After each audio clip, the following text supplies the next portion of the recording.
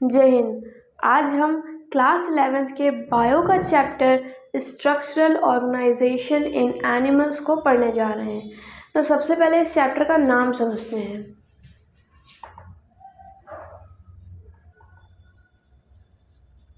Structural organisation, इससे हमको इसके चैप्टर के ही नाम से पता चल रहा है कि हम इसमें पढ़ने क्या जा रहे हैं।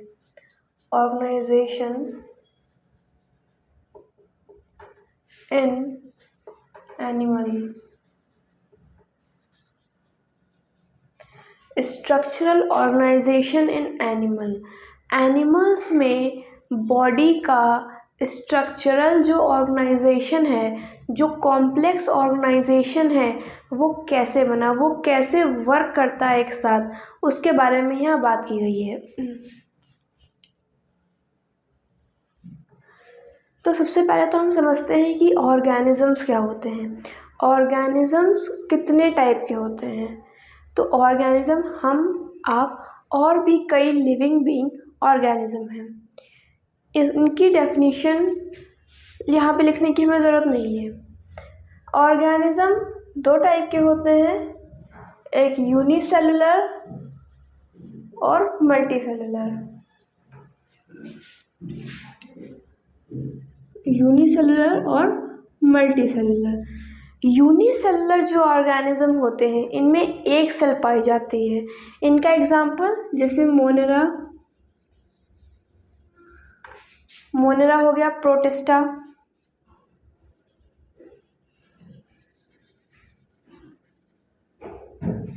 ये सब यूनिसेलुलर ऑर्गेनिजम्स के एग्जाम्पल हैं, जिसमें वन सेल पाई जाती है और वो सिंगल सेल ही बॉडी का पूरे सारे नेसेसरी फंक्शंस को रोल प्ले करती है। वहीं मल्टी सेलुलर ऑर्गेनिजम्स में कॉम्प्लेक्सिटी पाई जाती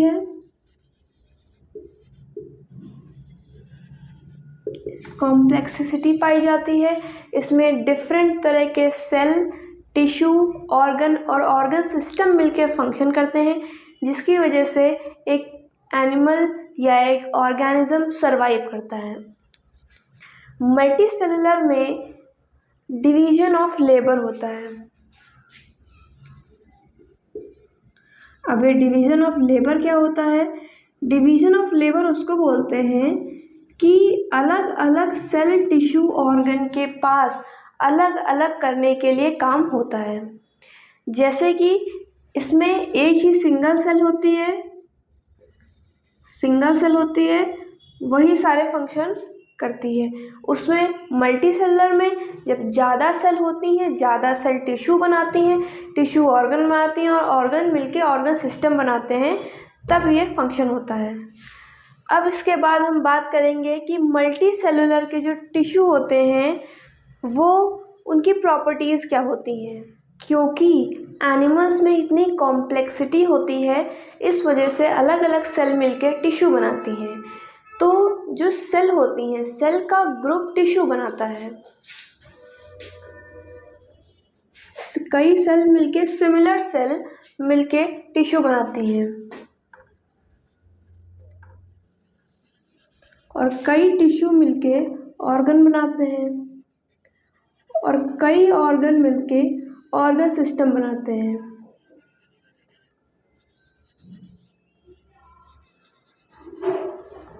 और फिर यही ऑर्गन सिस्टम एक एनिमल के, एक ऑर्गेनिज्म के सर्वाइवल का कारण बनता है। इसमें हम अब स्टार्ट करने जा रहे हैं टिश्यू के बारे में। एनिमल्स में टिश्यू बोलते हैं group of similar cell working together to form a tissue. Tissue cell से बनते हैं। टिश्यू की प्रॉपर्टीज अब हम पढ़ने जा रहे हैं। इसमें मल्टी सेलुलर ऑर्गेनिजम्स की जो सेल होती हैं, टिश्यू होती हैं, उनको हम बोलते हैं एनिमल टिश्यू। एनिमल टिश्यू की पहली प्रॉपर्टी होती है मल्टी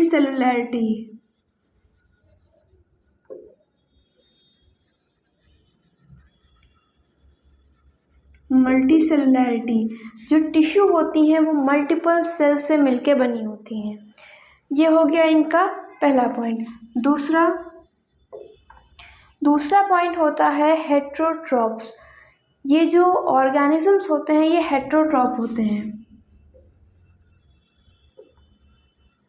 हेट्रोट्रॉप्स का मतलब होता है जो अपने खाने के लिए दूसरे के ऊपर डिपेंडेंट रहते हैं, जैसे कि ह्यूमन बीइंग प्लांट्स को खाते हैं या तो मीट खाते हैं, वो भी किसी अदर ऑर्गेनिज्म का ही खाते हैं जिस पे वो डिपेंड रहेंगे।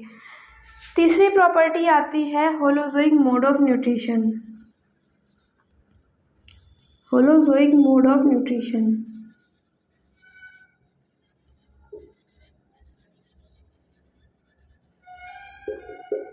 होलोजोइक मोड ऑफ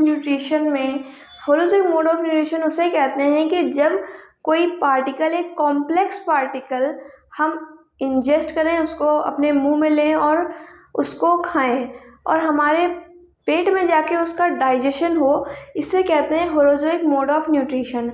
अमीबा में क्यों नहीं होता है ये? क्योंकि उसकी एक सेल होती है, उसी के अंदर उसका डाइजेशन होता है, इंजेक्शन होता है, सब कुछ उसी में होता है।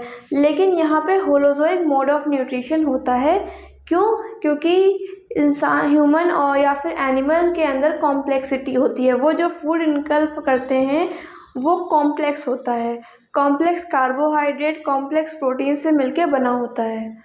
अब हम पढ़ने जा रहे हैं एनिमल टिश्यू और उसके टाइप।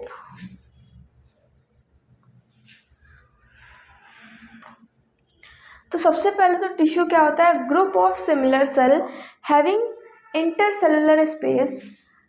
टिश्यू बात करें हम,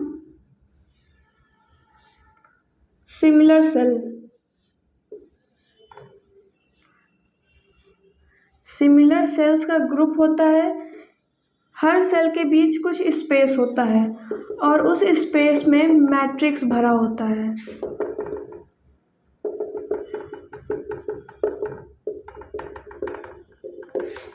यही है टिश्यू की एप्रोप्रिएट डेफिनीशन कि ग्रुप ऑफ सेल मिलके टिश्यू बनाती हैं जिनके बीच में इंटरसेलुलर स्पेस प्रेजेंट होता है। इंटरसेलुलर स्पेस को बोलते हैं दो सेल के बीच प्रेजेंट जो जगह होती है, खाली जगह, उसको बोलते हैं इंटरसेलुलर स्पेस, और वहाँ पे भरा होता है मैट्रिक्स, और ये सारी सेल मिलके एक स्पेसिफिक फंक्शन को परफॉर्म करती हैं।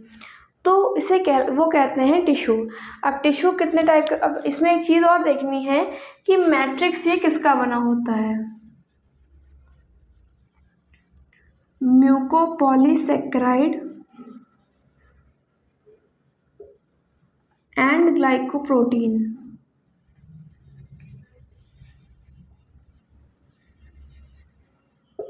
म्यूकोपॉलीसेकेराइड एंड ग्लाइकोप्रोटीन का ये मैट्रिक्स बना होता है। जो सेल होती हैं इनको ये कंबाइन रखने में हेल्प करता है।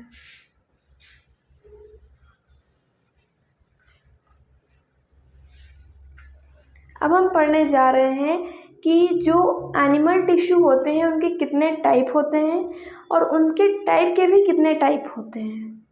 There are 4 major type of animal tissue, जिसमें सबसे पहला है epithelium.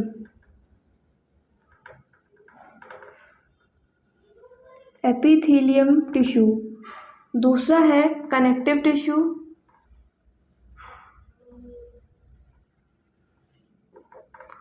Epithelium tissue, connective tissue. तीसरा है मस्कुलर टिश्यू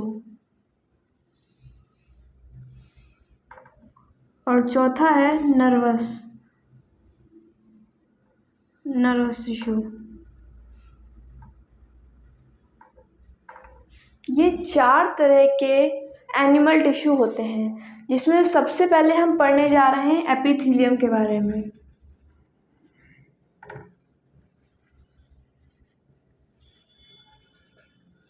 एपिथेलियम को एपिथेलिया या एपिथेलियल टिश्यू भी बोलते हैं। एपिथेलियम में एपी का मतलब होता है अपॉन और थीलियम का मतलब होता है टू रेस्ट। एपी का मतलब होता है अपॉन, थीलियम का मतलब होता है टू रेस्ट। यानी कि ये जो एपिथेलियम टिश्यू होती है ये किसी सरफेस के ऊपर रेस्ट करती है, ये फ्री प्रेजेंट नहीं होती है। एपिथेलियल टिश्यू रेस्ट अपॉन, इसका हम डायग्राम समझते हैं।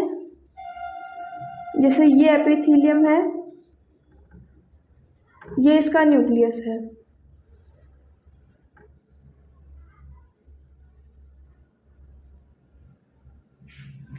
ये एपिथेलियम है, इसके अंदर एक न्यूक्लियस है। अब ये इसके नीचे एक बेसमेंट मेम्ब्रेन प्रेजेंट होती है।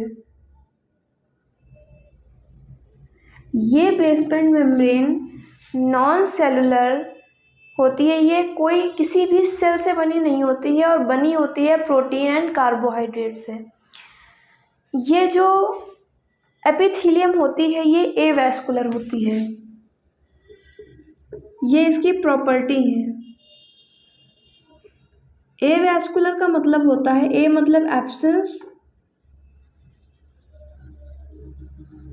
और वैस्कुलर मतलब होता है ब्लड वेसल। ब्लड वेसल्स की एब्सेंस होती है। एपिथेलियम टिश्यू की लेयर में ब्लड वेसल्स की एब्सेंस होती है, जिसकी वजह से इसको डायरेक्टली न्यूट्रिशन नहीं मिल पाता है। इसके नीचे जो एक लेयर होती है मेम्ब्रेन, इसको बोलते हैं बेसमेंट मेम्ब्रेन। बेसमेंट मेम्ब्रेन क्यों? क्योंकि ये इसके नीचे ही प्रेजेंट होती है। बेसमेंट मेम्ब्रेन की प्रॉपर्टी होती है वो नॉन सेलुलर होती है, बनी होती है प्रोटीन और कार्बोहाइड्रेट से। फिर हम देखते हैं कि अब अगर एपिथेलियम के पास खुद की ब्लड वेसल प्रेजेंट नहीं है तो इसको न्यूट्रिशन कैसे प्रोवाइड होता है। कोई भी टिश्यू है, कोई भी सेल है, उसको ज़िंदा रहने के लिए न्यूट्रिशन चाहिए, तो अब इसको डायरेक्टली तो मिल नहीं पा रहा है। तो अब इसमें ऐसा क्या है कि ये ज़िंदा है? तो इसमें कुछ स्पेशल नहीं है, इसके नीचे एक कनेक्टिव टिश्यू की लेयर होती है। ये कनेक्टिव टिश्यू की लेयर हाईली वैस्कुलर होती है। हाईली वैस्कुलर मतलब इसमें भर भर के ब्लड वेसल्स पाई जाती हैं।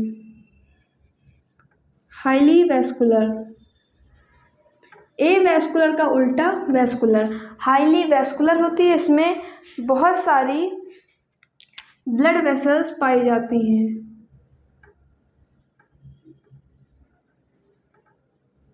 यही ब्लड वेसल जाके एपिथेलियम को न्यूट्रिशन प्रोवाइड करती हैं। यही सारी जो ब्लड वेसल हैं ये एपिथेलियम को न्यूट्रिशन प्रोवाइड करती हैं, जिसकी वजह से एपिथेलियम ज़िंदा रहती है, डेड नहीं होती है। अब ये जो इसकी एक और प्रॉपर्टी है एपिथेलियम की कि इसकी हाई रीजनरेशन एबिलिटी होती है। रीजनरेशन एबिलिटी बहुत हाई होती है।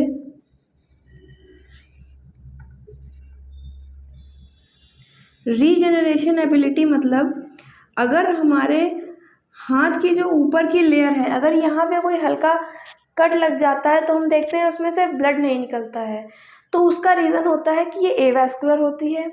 अगर कभी कभार ऊपर की जो खाल होती है वो छूटने लगती है तो वो तुरंत कुछ दिन बाद रीजनरेट हो जाती है, यानी कि वो फिर से वैसे ही हो जाती है जैसे वो पहले थी, यानी कि उसमें रीजनरेशन हुआ। अगर उसमें कोई डैमेज हुआ तो फिर से वो रिपेयर हो गई, यानी कि उसमें रीजनरेशन एबिलिटी हाई है।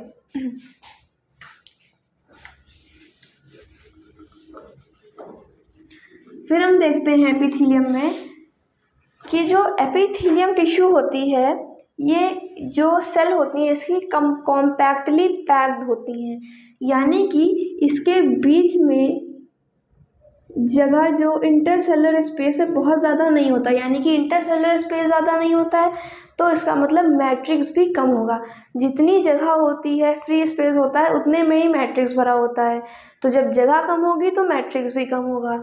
अब मैट्रिक्स जब कम भरा होता है, इसी वजह से वहाँ तक ब्लड वेसल्स पहुँच ही नहीं पाती हैं, क्योंकि अगर सेल के डायरेक्टली अंदर तो इंटर नहीं कर जाएंगी, उनको उसको बाहर से ग्रैब करने के लिए कुछ मीडियम चाहिए, कुछ थोड़ी सी जगह चाहिए, वो प्रोवाइड करता है मैट्रिक्स, जो कि यहाँ पे बहुत कम पाया जाता है, इसलिए ये एवैस्कुलर होती हैं। फिर हम बात करते हैं कि इसका जो एपिकल सरफेस है, ये वाला पार्ट, ये वाला, ये जो ऊपर वाला पार्ट है और ये जो बेसमेंट का पार्ट है, या तो ये आउटर इन्वायरमेंट को फेस करता है या फिर ये बॉडी फ्लूइड को फेस करता है, या तो बॉडी फ्लूइड को फेस करेगा या तो आउटर इन्वायरमेंट को फेस करेगा। इसके अलावा इसके पास थर्ड मीडियम नहीं होता है। अब इसकी जो आउटर सरफेस है, इसके ऊपर कुछ इसमें और भी कुछ पाया जा सकता है, कुछ इसमें मॉडिफिकेशंस हो सकते हैं। जैसे कि एपिथेलियम में दो होते हैं,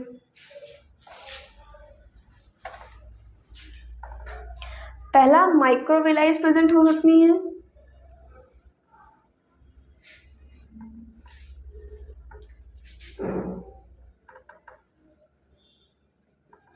माइक्रोविलाइज या सीलिया, माइक्रोविलाई प्रेजेंट हो सकते हैं या सीलिया प्रेजेंट हो सकती है। माइक्रोविलाई या सीलिया, सीलिया को बोलते हैं सिलिएटेड एपिथेलियम और माइक्रोविलाई को ब्रश बॉर्डर्ड एपिथेलियम भी बोलते हैं। इसका स्ट्रक्चर कैसा होता है कि इसके ऊपर ब्रश लाइक स्ट्रक्चर होता है, कुछ इस तरीके का। इसके बीच में न्यूक्लियस होता है और वहीं सिलिएटेड में, सिलिएटेड एपिथेलियम में सेल्स नॉर्मल होती हैं, इसके ऊपर सीलिया प्रेजेंट होती है, इसके अंदर न्यूक्लियस होता है, इसके ऊपर सीलिया प्रेजेंट होती हैं। सीलिया हेयर लाइक स्ट्रक्चर होता है। सीलिया का और माइक्रोविलाइज दोनों का फंक्शन अलग होता है। माइक्रोविलाइज का फंक्शन होता है सेक्रीशन और एब्जॉर्प्शन में, वहीं सीलिया का काम होता है डायरेक्ट मूवमेंट के लिए होता है। मूवमेंट इसका यूनिट डायरेक्शनल होता है। जनरली ये हॉलो ट्यूब्स में प्रेजेंट होता है, जैसे कि हमारी फूड पाइप, ये भी हॉलो है। ऐसे ही हॉलो स्ट्रक्चर में सीलिया प्रेजेंट होती है, ये फूड के मूवमेंट को यूनि डायरेक्शनल बनाती है। माइक्रोविलाइज ये सेक्रीशन और एब्जॉर्प्शन के लिए वाली जगह पे ये पाई जाती हैं। जैसे कि अगर हम अपने स्टमक को ले लें, वहाँ पे कई एंजाइम्स प्रोड्यूस होते हैं, तो उनके प्रोडक्शन में ये प्रेजेंट होती हैं, ये सेक्रीट करती हैं और एब्जॉर्प्शन के लिए भी ये हेल्पफुल रहती हैं। अब ये पाई कहाँ जाती हैं? एग्जाम्पल जैसे फूड पाइप या ईसोफेगस।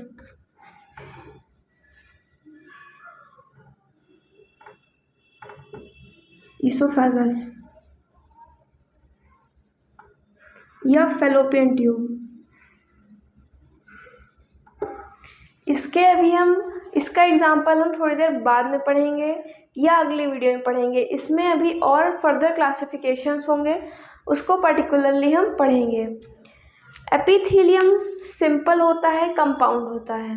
एपिथेलियम के क्लासिफिकेशन होते हैं on the basis of layer, फिर उसके भी क्लासिफिकेशंस होंगे। इस बेसिस पे क्लासिफिकेशन हम अगली वीडियो में पढ़ेंगे। तब तक के लिए जय हिंद, जय भारत।